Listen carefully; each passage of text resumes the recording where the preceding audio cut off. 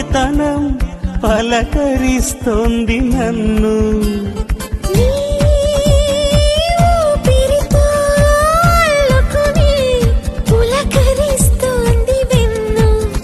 అలవాటు పడిన ఎద చీకటింట సరికొత్త వేకువై రావా, కిరణాలు పడని తెరచాటులోని ఏకాంతమే వదులుకోవా. నన్ను నేను మరిచేంతలా మురిపించకే ప్రేమ.